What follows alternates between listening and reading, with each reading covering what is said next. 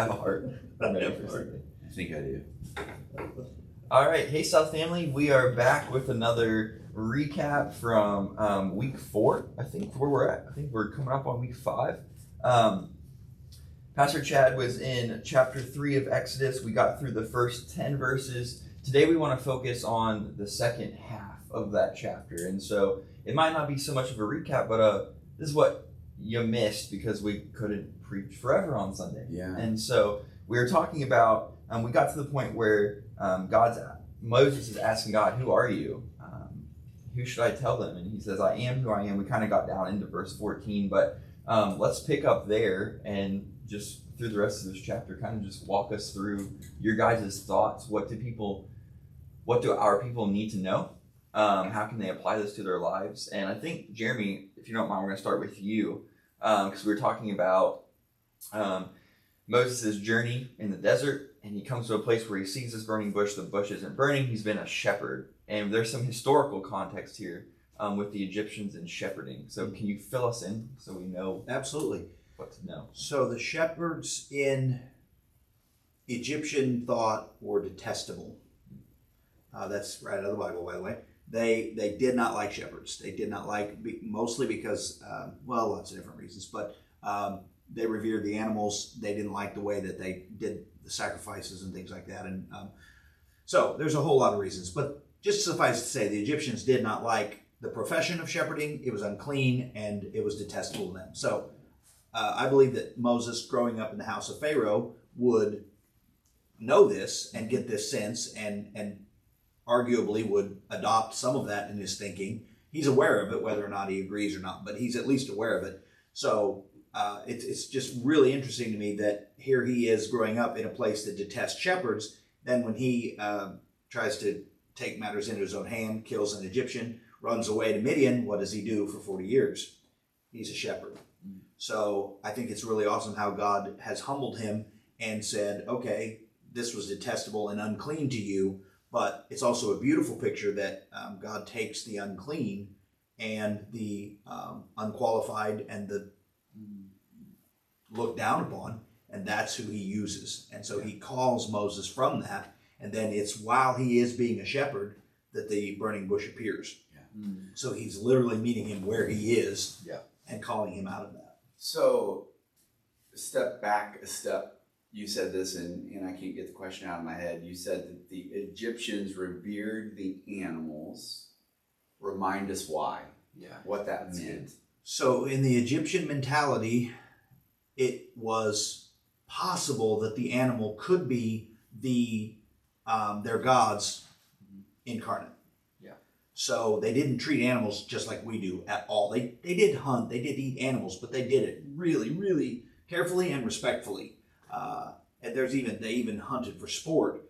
But we hear that and we go, oh, they didn't like the animals. Well, no, they actually viewed that as cosmic balance. Mm-hmm. So there has to be a balance of everything. Order, Ma'at is the god of balance and order and those things. But so they would kill the animals not just for fun, but as a reverent act of keeping order. Yeah. So they literally looked at the animal as if this could be a deity in our midst. So they literally revered the animal population, and so everything was sacred. Like not everything, but the animals were sacred. So you didn't just treat them as if you were flippant, and you certainly didn't sacrifice them to another god, because if that was part of the god, then you're offering it to another god, and that becomes very problematic in their mentality.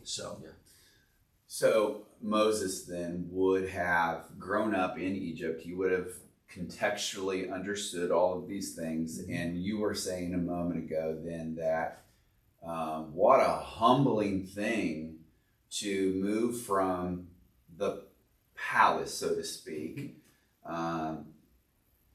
being a shepherd.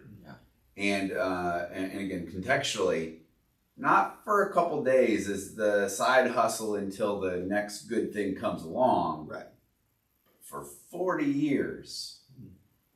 How does that set up, do you think, what transpires after Moses encounters I am? takes off his sandals, pays attention to him, takes off his sandals, and then listens to God, and God says, I got a mission for you. What did Moses hear? How does he respond? What do you read into the encounter that happens between I am and Moses? Well, first, we have to understand, and you've been saying all along, that God isn't something we add to our lives, but God often subtracts. So Moses was humbled and had to, the pride of the Egyptians had to be subtracted from him, or I don't think he would have been ready to hear from Yahweh. So I think there's a huge lesson for us that sometimes we have to be humbled before not sometimes, we have to be humbled before we can experience the I am. And experiencing the I am will be humbling, right? But he's preparing you. It's not just an immediate humbling. So he encounters the I am, and then, take off your sandals. If he was still in Egypt, he'd say, no, I'm the son of God. Yeah. I don't have to take off my sandals. I'm holy right where I am. But because of this 40 years of reshaping and subtraction, he is possibly let go of that. So I think it all plays together. And then, of course, his response, and then everything that happens in upcoming for us plays off of that. It's been an encounter with the I am. So this isn't meant to be a rabbit trail. In prep for message for this Exodus series, I was reading, I believe it was Benjamin Franklin. Much of America is founded on the principles laid out in Exodus, Leviticus, Deuteronomy, fun stuff here. But talked about the fact that our chosen president back then needed to have the meekness of Moses. And I was just thinking about you talking about, what happens to a guy in 40 years of subtraction, this meekness that he then has, using, that founder's phrase, the meekness of Moses. What does that meekness look like as it's beginning to be spelled out here in Exodus 3? So we're going to talk about this Sunday in the sermon, but one of the things that Moses says to Yahweh is, who am I that you would send me? Yeah.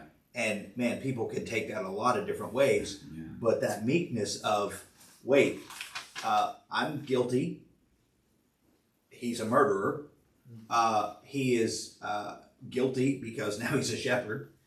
He's unqualified because he left. He abandoned, which, by the way, was a huge issue in Egypt. If you just abandon, he was adopted in. You don't just walk away from Egypt.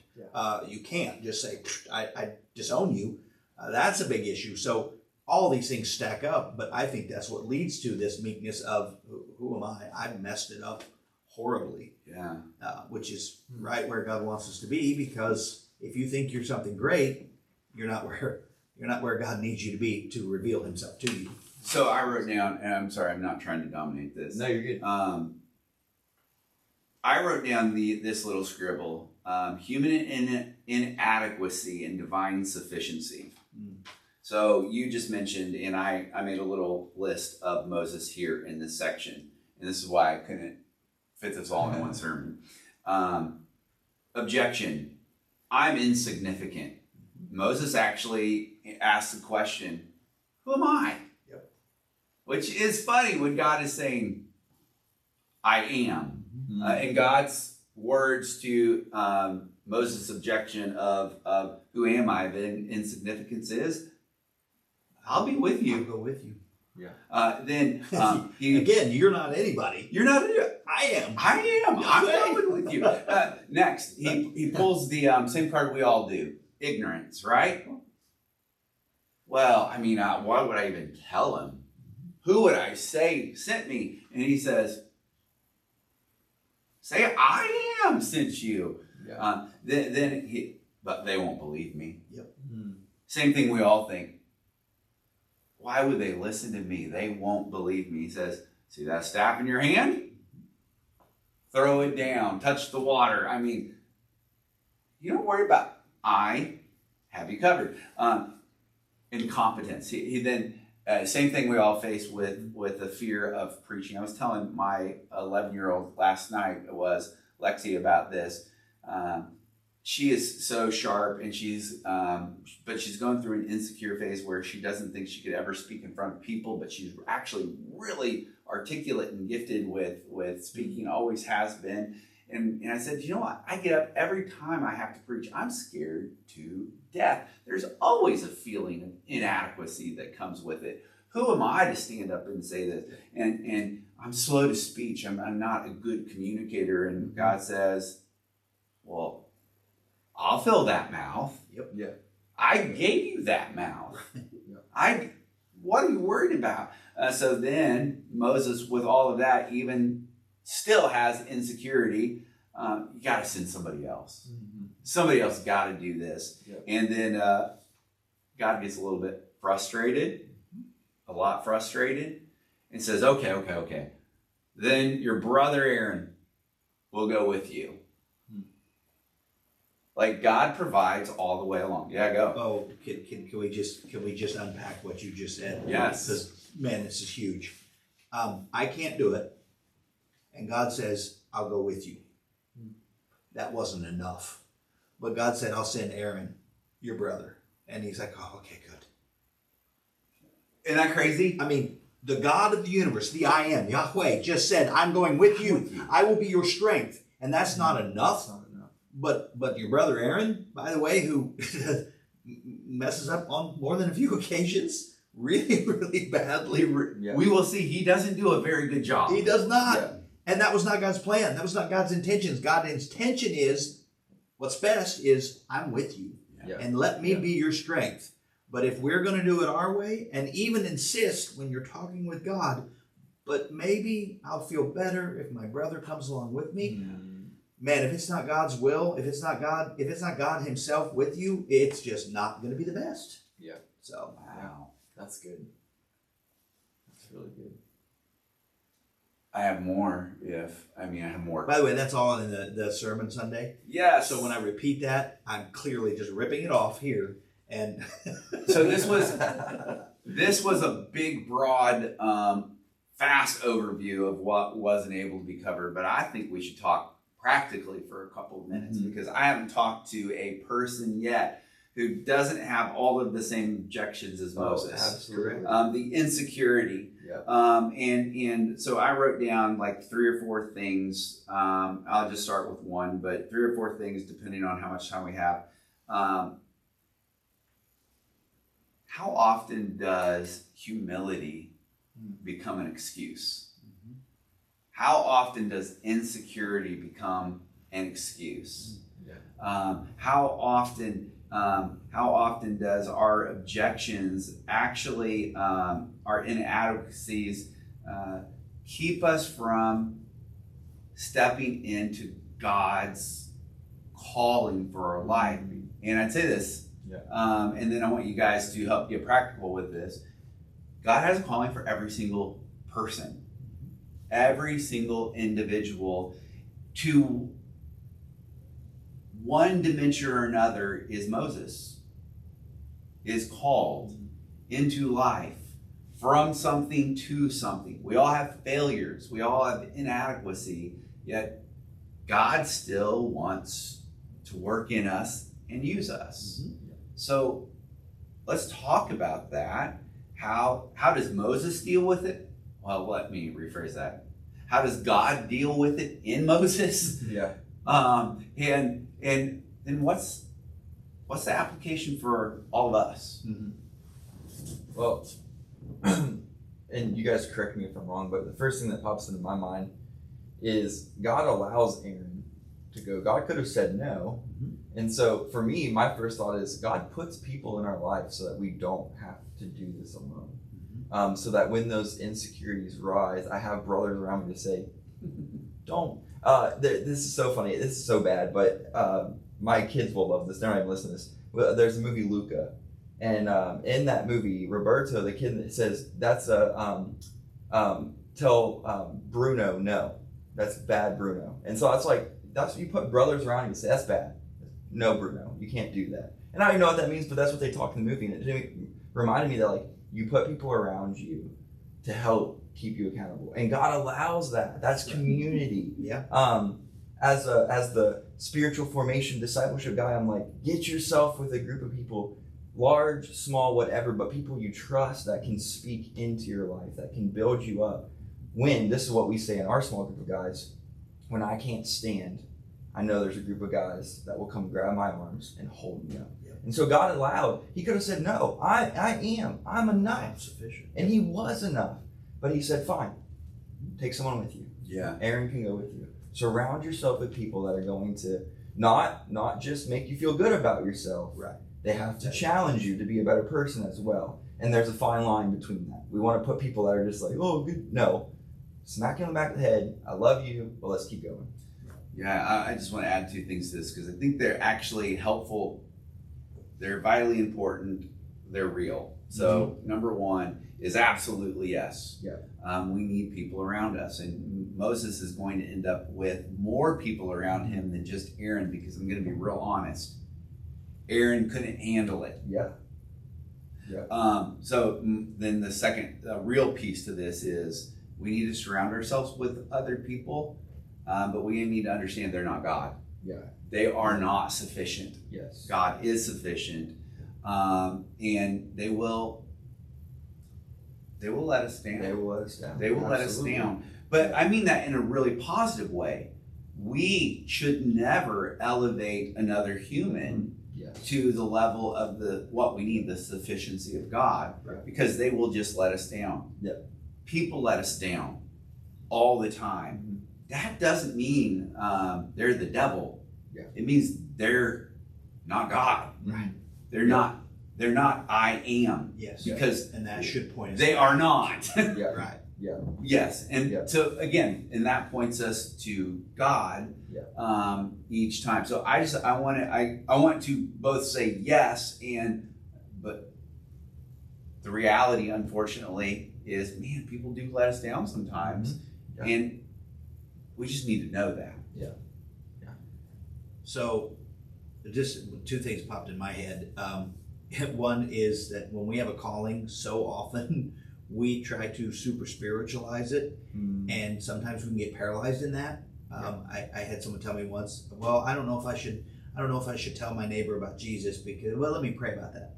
And I said, you don't need to pray about that. It's go therefore and make disciples. It's right in there. Yeah. So if God has called us to it, let's not hide behind anything, including, well, let me, I picture Moses going, you know what? Cool, God, let me pray about this for a while. Let me put out a fleece. Should I actually go to Egypt? And can you confirm that 3 or 4 times for me? And it's like God said, I just did. Like Yahweh, I am. So, and then the other thing is that in that, one of the things I love most about Moses, one of my favorite things to preach about Moses, is his heart. And again, I know we're getting into Sunday, but Exodus 3, he meets Yahweh at the burning bush. And what does it say? He can't even look at God. He says, I'm afraid. Yeah. I'm not good enough. I'm not all of the things we just talked about. Fast forward to the end, and he's like, show me your glory. He's demanding of the Almighty God.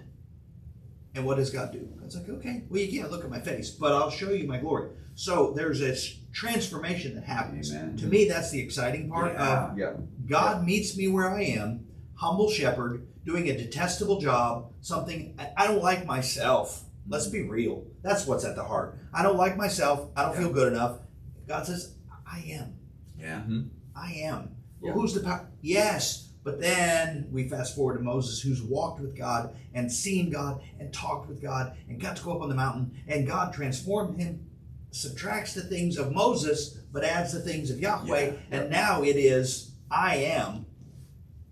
And so show me your glory. Yeah. Like, let me see your glory. Let me see your power. Had he started there, things would have been very different. Like, I'm going to go into Egypt and I'm going to say, yeah, the I am that I know, but he didn't know him yet. And so that relationship has to build. So that's so good. And you use the word new creation. You did say that just now, right? Or is my head making that up? Possibly. Okay. Well, I heard new creation, and I just immediately popped to Ephesians chapter 2, and just began to think, yeah, that's it. Yeah. There's this I can't, my old self, and then there's this new nature which Christ gives. And I actually wrote down this thought when Moses says, "Please send someone else." I'm making this up, but in a sense, I imagine God holding to himself, "Oh, I will send somebody else. You're not gonna complete this, so I will send my son." And I think, wow, that's powerful when we recognize that this new creation theology is working out in us. There are things in us that God is transforming, and the confidence we need when we start as humans grows as we walk with I am. It's not given to us all up front. So that's really helpful. But hopefully there is a point we become bold enough to say, "Oh, show me your glory. Show me your glory." And my goodness gracious, we will get to this in time. We have no concept when we say glory. We just cannot fathom enough what it means when he's saying, "Show me your glory." Powerful stuff. Any last thoughts, guys? I just want to say Moses didn't have that temperament, but he still did what God said. He went back to Pharaoh. And so there is something to be said for, I'm not feeling it, but I'm still going to do it. So there is a tremendous amount of that. That's the character of the heart we need. I don't think I can do this, but I know the I am can. I don't think I can do this alone. Fine. Aaron will come with me, but the I am is still sending us both. So yes, there is that sense. Everything Moses did, he confronted Pharaoh. That was not easy. That had to be one of the hardest conversations in history. And he was like, "Yeah, but I got to have it." And he had it repeatedly through the 10 plagues. Dealing with the people. We all know people can be, but man, I'm gonna keep on with Yahweh. And so every step of the way, as that relationship is built, God is still working. But Moses is being obedient. So to me, the heart is, I have to have a heart of surrender that says, you know what? Whatever you say, I'm going to do. Am I going to like it? Maybe not. Am I going to be good at it? Maybe not. Am I going to fail? Possibly. But I'm going to follow you. So good. So good. Well, I think this was another fruitful conversation.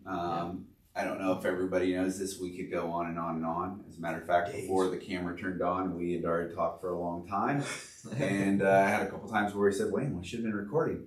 But with that being said, thank you. I think this, again, continues to be very helpful stuff. And we'll, God willing, do it again next week. All right.